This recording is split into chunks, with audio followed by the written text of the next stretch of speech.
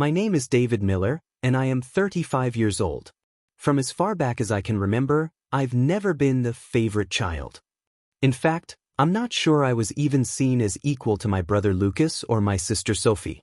While other families talk about fairness and balance, mine seemed to thrive on playing favorites. I was the child who learned early that if I wanted anything, I'd have to earn it myself. Lucas, 2 years younger than me, was the golden boy. He had the charm, the easy smile, and my father's jawline. My parents saw themselves in him. He was showered with gifts, cars, vacations, even a starter investment for a business he later abandoned when it got too hard. Sophie, our youngest, was the princess. My mother lived vicariously through her. From clothes to beauty pageants to her eventual socialite lifestyle, Sophie never had to struggle. And then there was me, David. The quiet one, the worker, the son who didn't ask for much but still somehow carried the label of ungrateful. I worked from the time I was 16, bought my own first car, paid my way through college with scholarships and side jobs. Every achievement I had was mine alone, while Lucas's failures were excused and Sophie's whims indulged. I tried not to let it bother me too much. I built my own life. I worked in finance, saved my money, and eventually became successful in my own right. I wasn't flashy about it. I didn't need to be. I thought maybe one day, when my parents saw how far I'd come without their help, they'd respect me. I was wrong. It all came to a breaking point one Thanksgiving. I still remember the smell of roasted turkey and cinnamon pies filling the restaurant. Yes, we never had family dinners at home anymore. My parents loved appearances and thought it looked classier to host family gatherings at an upscale restaurant in town. They had a standing reservation there every holiday, at the best table in the house. That year, I had been looking forward to it, naively hoping things might be different. I had just closed a major deal at work, and I was quietly proud. I thought maybe I'd share the news, maybe get a "we're proud of you, son," from my father for once. I walked into the restaurant dressed in my best suit, holding a small gift bag for my mother. When I spotted the family table, I hesitated. It was a large round booth at the center, always reserved for us. But as I walked closer, something felt off. Every seat was taken. Lucas, his wife, Sophie, her boyfriend, my parents, even a couple of close family friends who had tagged along. There was no empty chair. My mother noticed me approaching and smiled tightly, though it didn't reach her eyes. "Oh, David, you made it," she said, as if my presence was an afterthought. I glanced around. Where should I sit? There was a pause. Then my father cleared his throat. "Well, the table's full, son. Why don't you grab a seat at the bar? I'm sure you'll be comfortable there." The words hit me like a punch. At the bar? Away from the family? On Thanksgiving? I forced a smile. At the bar? This is a family dinner, isn't it? Lucas chuckled under his breath. Sophie smirked. "Well, David, you know, it's just, you didn't RSVP. And the booth only seats so many." I looked at the two family friends, sitting comfortably between Sophie and my mother. Strangers were sitting at my family table while I was being told to sit at the bar. Something burned deep in my chest. Embarrassment, anger, humiliation, all mixing together. The waiter, sensing the awkwardness, stepped forward. "Sir, I can set you up at the bar right away," he offered politely. I wanted to walk out. Every part of me screamed to just leave and never look back.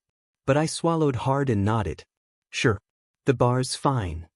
I sat there alone, a few feet away, watching my family laugh and toast and eat together while I poked at my plate in silence. No one came over. No one checked on me. To the other diners, I probably looked like some poor man eating alone on Thanksgiving, while my family sat nearby, pretending I wasn't part of them. That night burned into my memory. It wasn't just about the seat.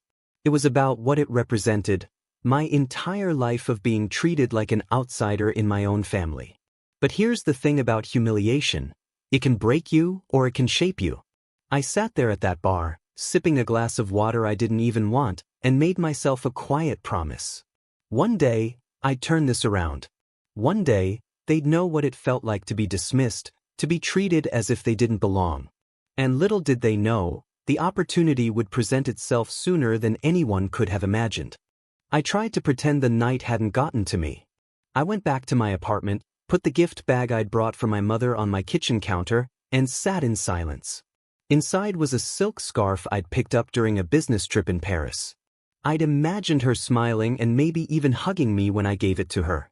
Instead, the bag never left my hands at the restaurant. I didn't bother offering it after I was told to sit at the bar. Over the next few days, I waited for a call or even a text from my parents. Something like, "Sorry about what happened, David." Or maybe, "We should have made space for you." But the phone stayed silent. When I finally broke down and called my mother a week later, her tone was maddeningly casual. "Oh, David, you're still upset about that? You really do hold grudges. You know, sometimes life doesn't work out perfectly. We didn't mean anything by it." Didn't mean anything by it? Watching strangers eat in my spot at the family table wasn't nothing. But I let it go on the phone, because that's what I always did. I swallowed it, internalized it, and carried on. Christmas came, and this time the restaurant was booked again. I almost didn't go. But a small part of me still hoped, still wanted to belong. I told myself, maybe this time will be different. It wasn't. When I arrived, the table was already full again. Lucas and Sophie had each brought extra guests, friends, boyfriends, whoever. My mother gave me the same tight smile. "David, you don't mind sitting at the small table near the back, do you? We had a few extras this year." The small table was practically in the hallway to the restrooms. I sat there like an unwanted guest at my own family's Christmas dinner, watching from a distance as they laughed under the glow of the chandelier. I didn't finish my food. I left early, telling the waiter to box the rest. Nobody noticed me leave. That night, sitting in my car outside the restaurant, something snapped. It wasn't anger this time, it was clarity. If my family wanted to treat me like an outsider, I'd stop begging for scraps of inclusion. If they only valued status and appearances, then I'd beat them at their own game. And what better way than to take the very stage where they performed their favoritism? The restaurant where my family loved to host these dinners wasn't just any place. It was the most upscale spot in town, La Belle Maison. People booked tables weeks in advance. Politicians, tios, socialites, all came through its doors.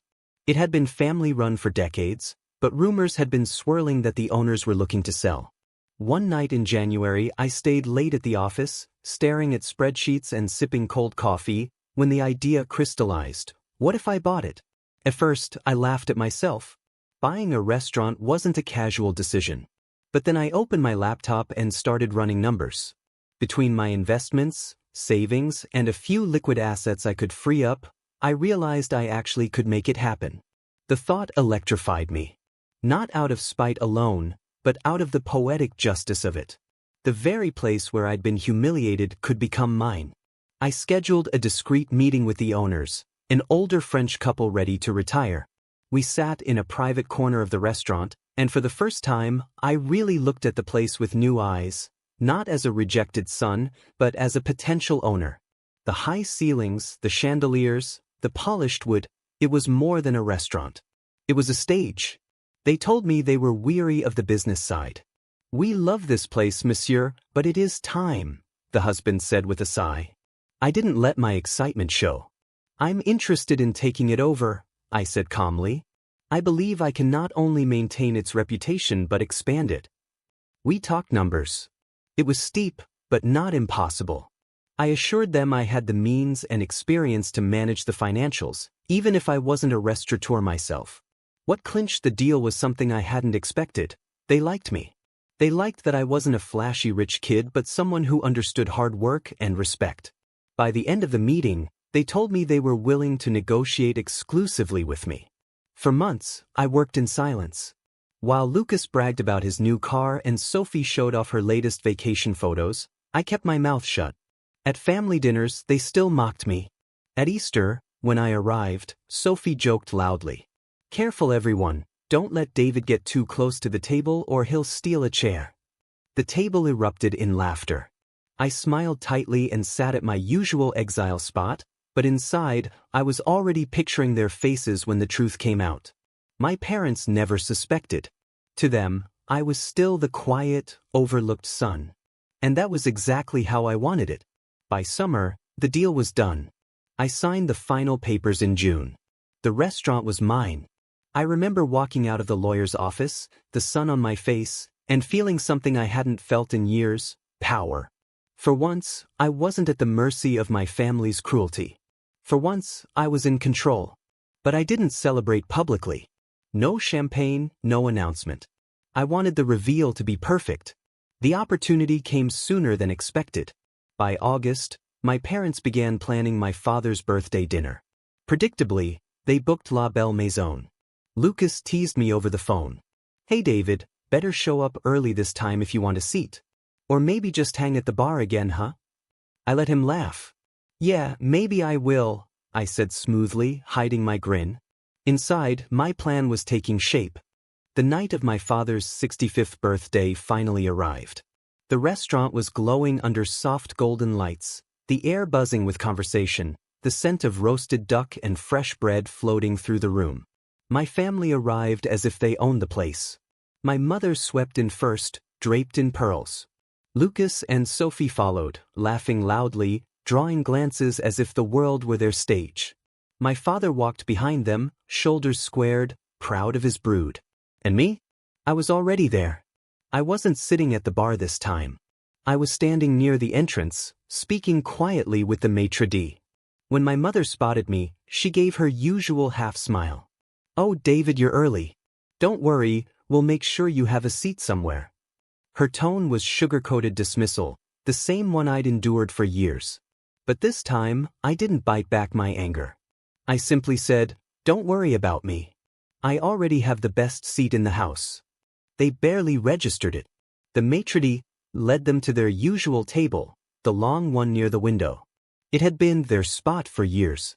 My parents adored the prestige of it. Other diners noticed when they sat there. It made them feel important. Lucas clapped his hands together. "Now this is what I'm talking about. Classy as always." I followed behind, calm, quiet, almost invisible. Once they were seated, menus in hand, Sophie leaned over with a smirk. "So, David, where are you sitting tonight? At the bar again? Or maybe they've set up a kiddie table for you in the corner." The table chuckled. Even my father laughed under his breath. I smiled. "Actually, no. I'll be sitting right here." I pulled out a chair at the head of the table, the one that had always been reserved for my father, and sat down. The laughter died instantly. My father's face reddened. "David, that's my seat." I leaned back in the chair, completely at ease. "Not tonight." Lucas rolled his eyes. "What's gotten into you? Seriously, man, just move." Before I could answer, the maitre d' returned. "Mr. Miller," he said respectfully, "would you like me to send out the champagne now?" My mother blinked. "Mr. Miller?" The maitre d' smiled politely. "Yes, Mr. David Miller, the new owner of La Belle Maison." The words hung in the air like a thunderclap. For a full 10 seconds, nobody spoke. The restaurant's ambient chatter seemed louder against their stunned silence. My mother's hand trembled as she set her menu down. "Owner? What on earth are you talking about?" I folded my hands neatly on the table. "I bought this place 6 months ago, actually. Every table, every chair, every glass of wine served, it all comes through me now." Lucas barked out a laugh. "You're kidding." The maitre d' cleared his throat. "No, monsieur. He is not." I turned to Lucas. "Remember all those times you told me not to sit at this table? That I didn't belong? Well, funny thing is, now you're sitting at my table. In my restaurant." The color drained from his face. My father finally found his voice. This is ridiculous. Why would you waste money on a restaurant?" "Waste?"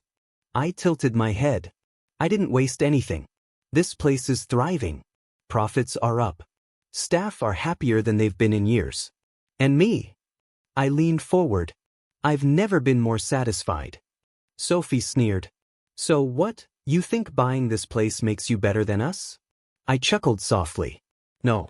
I don't need to be better than you. I just need you to understand that I'm not less. Not anymore.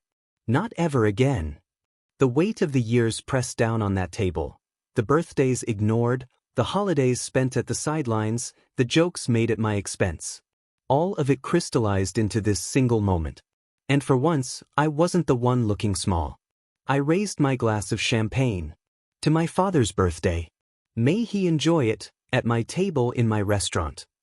No one clinked glasses. Their hands stayed frozen on the table. Diners nearby had begun to notice. Whispers spread as the scene unfolded.